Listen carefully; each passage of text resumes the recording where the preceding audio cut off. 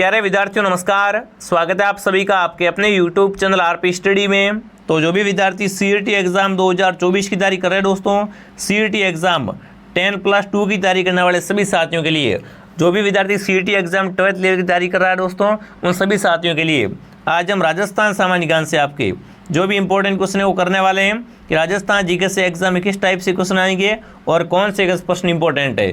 तो इस क्लास को आपको ध्यान से कंप्लीट पूरा देखना है और लास्ट में कमेंट करना है कितने प्रश्न आपके सही होते हैं।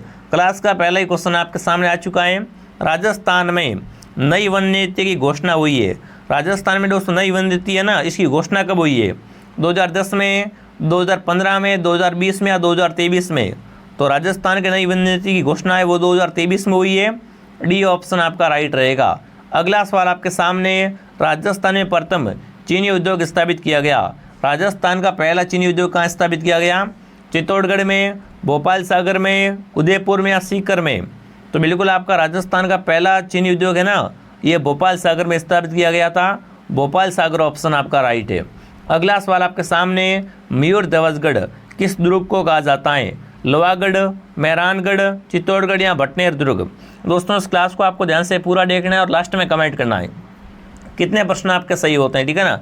इनमें से मयूर ध्वजगढ़ किसे कहते हैं? मेहरानगढ़ को। और मेहरानगढ़ किला है वो जोधपुर जिले में। कहाँ पर दोस्तों? जोधपुर में है। आगे बढ़ते हैं। अगला सवाल, बेणेश्वर मेले का आयोजन होता है। बेणेश्वर मेला क्या कहलाता है? आदिवासी कुंभ कहलाता है। बेणेश्वर क्या है? आदिवासी कुंभ कहलाता है। अब बेणेश्वर मेला कहाँ बढ़ता है? डूंगरपुर में, नागौर में, जालोर में या टोंक में? तो बिल्कुल बेणेश्वर मेला बढ़ता है नवाटापुरा गांव में। और नवाटापुरा गांव कहाँ पर है? डूंगरपुर में। तो जो भी यहाँ पर डूंगरपुर कमेंट कर रहा है ना, बेणेश्वर मेला कहाँ बढ़ता है? सोम, माई और जाखम, सोम, माई तथा जाखम के संगम पे बढ़ता है। ये क्या कहलाता है? मेला आदिवासियों का कुंभ कहलाता है। कहाँ बढ़ता है? डूंगरपुर जिले में। अगला सवाल आपके सामने आ चुका है। भारत सरकार की ओर से राज्य की एकमात्र आदिम जनजाति कौन सी है? भील, सेहरिया, कथोड़िया, डामोर? तो राज्य की जो एकमात्र आदिम जनजाति है ना वो सेहरिया है। क्या रहेगा उत्तर? सेहरिया। सेहरिया जनजाति है वो 12 जिले में कहाँ पर निवास करती है दोस्तों? 12 जिले में निवास करते हैं। अगला सवाल आपके सामने, तीमणी आभूषण पहनते हैं, बताओ भाई तीमणी आभूषण कहाँ पहनते हैं?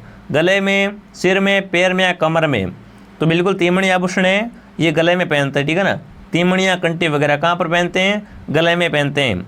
अगला सवाल आपके सामने, कांस पर हरे रंग की मीनाकारी है। थेवा कला, उस्ता कला, आकोड़ा या ये सभी? तो देखो दोस्तों, कांस पर हरे रंग की मीनाकारी है ना, उसे क्या कहते हैं? थेवा कला कहते हैं।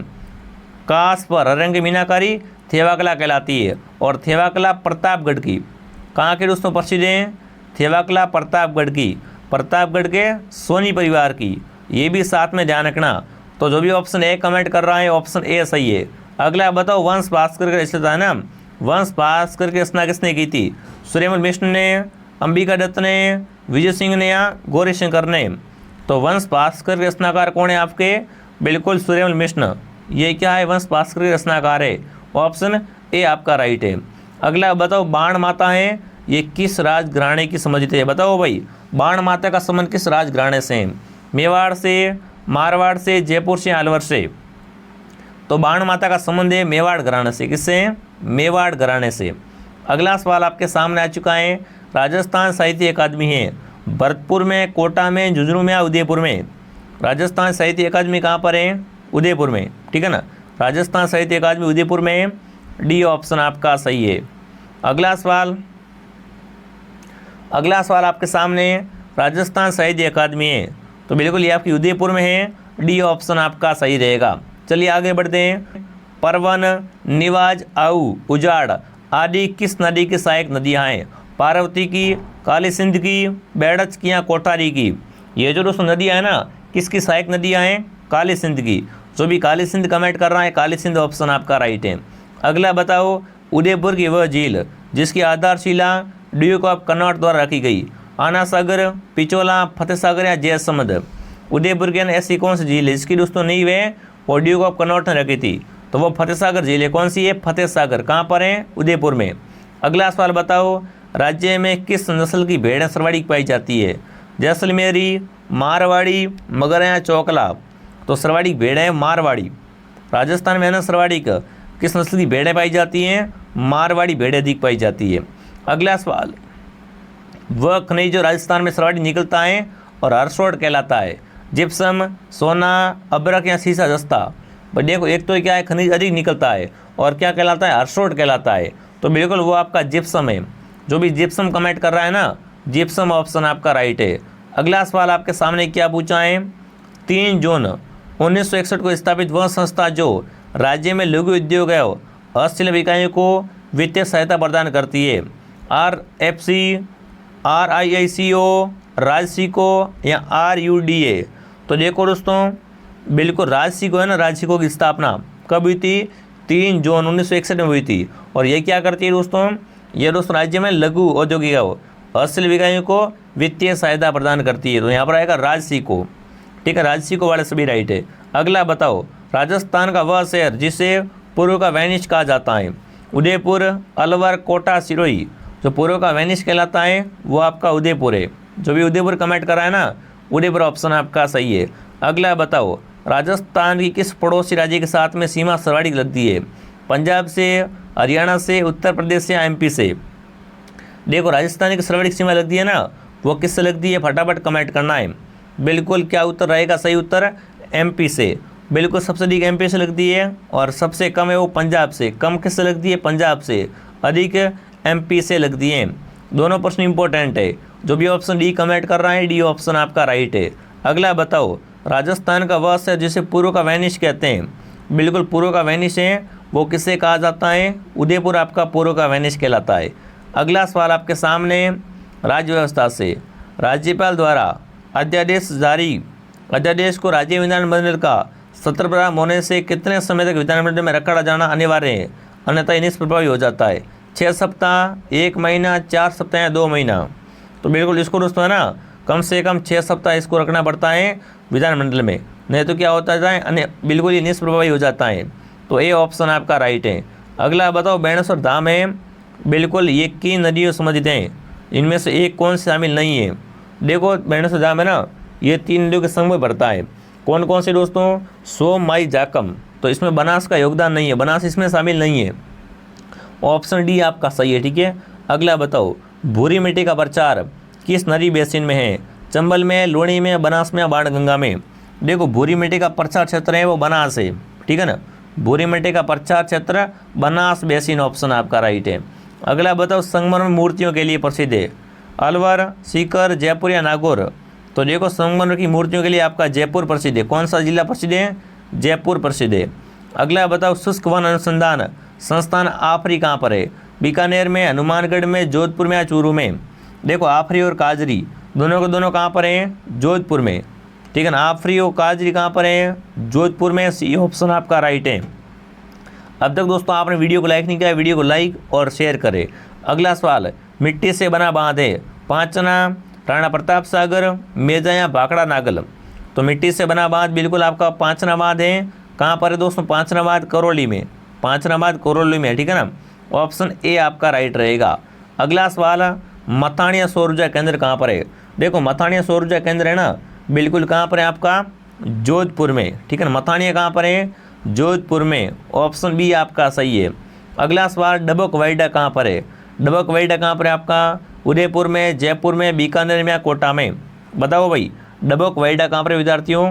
बिल्कुल सभी साथी कमेंट करेंगे। चलिए, एक है आपका महाराणा प्रताप वाइडा, वो कहाँ पर है? बिल्कुल उदयपुर में। और जो डबक वाइडा है ना, बिल्कुल डबक वाइडा भी कहाँ पर है आपका? वो भी दोस्तों उदयपुर में ही है। ऑप्शन ए आपका सही है। कौन सा ऑप्शन आपका सही है? ऑप्शन ए आपका सही है। अगला सवाल, राष्ट्रीय आयुर्वेद संस्थान है जोधपुर में, जैसलमेर में, जालौर में या जयपुर में? राष्ट्रीय आयुर्वेद संस्थान कहाँ पर है? जयपुर में आपका आयुर्वेद संस्थान है। ठीक है ना, ऑप्शन डी आपका सही है। अगला सवाल बताओ, पंचायत राज संस्थाओं का चुनाव कराने का दायित्व है? पंचायत संस्थाओं का चुनाव कौन करवाता है? राज्य निर्वाचन आयोग, केंद्र निर्वाचन आयोग, मुख्यमंत्री का, इन सभी का? तो बिल्कुल यहाँ पर क्या रहेगा सही उत्तर? राज्य निर्वाचन आयोग क्या करवाता है? पंचायत राज संस्थाओं का निर्वाचन करवाता है या चुनाव करवाता है। ठीक है, बहुत ही शानदार प्रश्न सारे के सारे।